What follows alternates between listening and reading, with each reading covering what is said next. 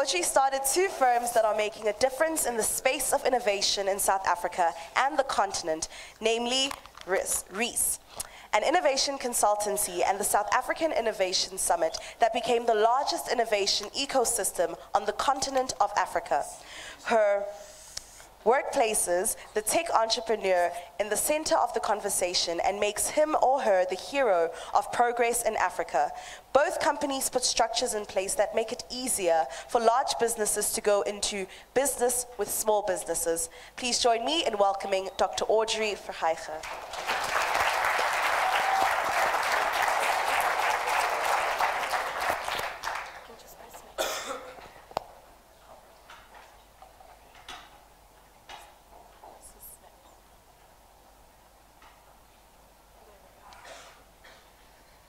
Right, thank you very much. What a vibe. It is so amazing. I studied here many years ago, and it was very different. So well done. Yes, I have the privilege to talk about how to grow a global business from anywhere. And I feel this is something very close to my heart. Just last week, we had the SA Innovation Summit in Cape Town. I do it in Cape Town because they lobbied us to do it from that city. I have lobbied this city, but they haven't listened to me yet, so maybe TEDx will make the change in Pretoria come alive. But I've had the privilege to see amazing businesses exit to Silicon Valley, to other buyers across the world for billions of rands, and they from Africa to the world. Yoko just raised 249 million rand for their business. And I'm talking that level, not to say if you run a small business, that's not important, because I think the economy is made of small businesses. But I want to say to you, whether you live in a township, whether you live in a Pretoria or a Cape Town or anywhere in Africa, you can build a global business. So I'm going to talk about my own journey, because I have built a global business, but I think it reflects other people's journeys as well. And when I started my route as an entrepreneur, I yearned for somebody to tell me how it is to be an entrepreneur. And I literally had nobody in my family. My family is made of preachers and teachers. There were no entrepreneurs there. So I had to forge my own way through, and I want to share 7 things that I've learned, and it has built my business, and I'm doing it every day still. So I think these are 7 important things that made a difference in my life that I want to share with you. And the first one is, it starts with a dream. Now, if I look out over this amazing crowd, I'm wondering what dreams you dream.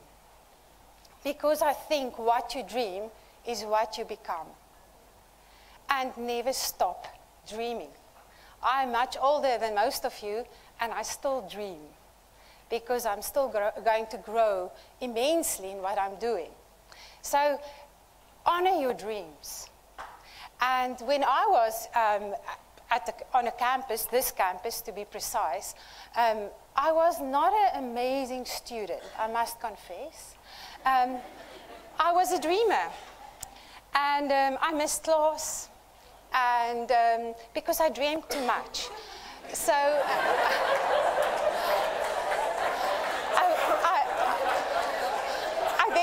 I therefore, when you feel guilty, just make it a worthwhile dream, because that's where it starts. Then the next step, obviously it can't stay in dreams. You must actually then try and fail. So as a student, I sold makeup, I sold jeans, I worked at Pick n Pay, I worked at restaurants, I was fired twice. But everything I tackled taught me something that I could apply in building a business later in my life. So try something. All those business endeavors also didn't go anywhere. I lost a lot of money there. I actually took one of my student loans and invested it on the stock exchange, and I lost everything. So I had to go and work to make up that money to stay in university. So you can make mistakes as long as you learn from what you've done. Then mindset. I think mindset is extremely important. Challenge your own mindset every day, because mindset often comes from the outside inwards. Your parents teach you, society teach you. I think a lot of these talks that we've listened to today tells you about this mindset. Your job is to challenge your mindset, because your mind is the thing that keeps you smaller than you have to be. Your mind is the thing that makes you bigger and makes you pursue your dreams. So I want you to check your mindset. One thing that I had to check is, because both my parents were teachers, their message was, you do good in the world. It wasn't said, but it was implied, money is evil. That is a mindset that really hampered my business growth, because it was hard for me to write the invoice. It was hard for me to charge for my time. And things that I had to overcome, because if you're in business and if you don't invoice, you don't have a business. And a business is created for profit, so don't feel guilty about it. And you can do tremendous good and make good money. And that's a big, big mindset that I had to overcome. Then, a very important thing is to find your bliss. What makes you truly happy and connect it with your purpose. If you can then connect it with your business, you will have a phenomenal life. I was lucky, I was 22 when I went on a course for creativity for Edward de Bono. I'm not even sure if he's still alive, but it really inspired me. It was so amazing. I fell in love with the principle of creativity, and creativity then I used in my first job at the Department of Labor, so that was a job, I wasn't an entrepreneur yet, and I designed a course on creativity that was very popular ultimately. I also decided that it's such an important message that the DG and the chief directors must listen to this, and I was 22 years old. It took me 9 months to get a proposal through the government service, but I got all of those guys in one class. They listened for 2 days about how creative they should be in government, and then they increased our training division's budget with 15%. I was young, that was a huge validation for me, and I think it built my entrepreneurial career in government service. So you don't have to wait. You can be an entrepreneur wherever you are. And I've seen it today with the great ideas that people proposed. Then, when you've looked at your bliss, a very important thing that I've learned in my business career is that you must measure what you do and you must communicate it. So in the first summit 11 years ago, we started with 78 people.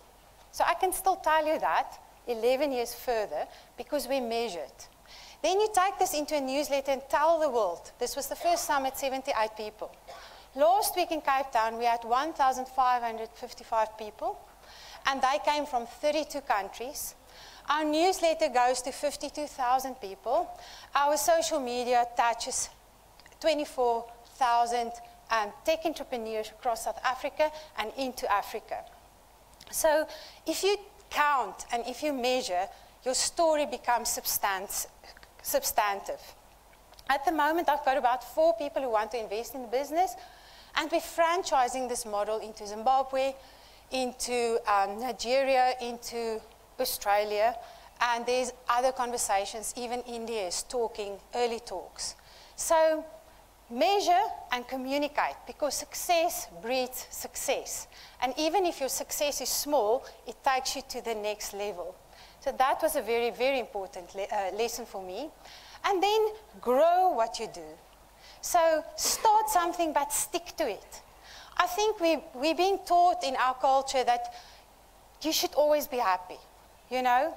And nothing worthwhile can be built only on happiness. So when you stick to it, you will sometimes fail. There will be sadness. Stand in that and take that to your next level of bliss. That's part of the journey, and that was certainly part of my journey. And then, if you've grown it, let it change the world. And I can now make the 7 points I made 3 points. Find what you love, grow that, and let it change the world. Those 3 things are very important. Last year, we measured what deals were made at the summit. And we projected the number of deals on the number of delegates this year. And if it's true, we'll measure if it's true. Then what people have learned and what they then apply in the year that follows the summit in their businesses, the money they make and the money they save represents 1.15 billion rand that one summit contributes to the economy of South Africa. And that's very important, that you can say that. And that is also then informing how do we make connections and what are we rolling out while we're making money. We are changing the world for the tech entrepreneur in South Africa. So all of you are pioneers and pilgrims.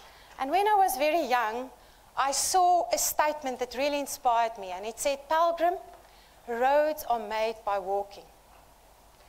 And if you think about it, if you walk into a field and there's no road, and you start walking that little path every day, and you retrace your steps, you will have a little brown gravel road, ultimately, and it will be your road. So what I'm saying to you today, you do not have to follow other people's roads. You can build your own road. And it doesn't have to be a big road. It could be a small and beautiful and secretive road. But I hope that some of you will, the roads that you will build will follow you as national highways across borders, and you will make a huge difference in the lives of our continent and in your own life. You can build a global business from wherever you are, from Africa to the world.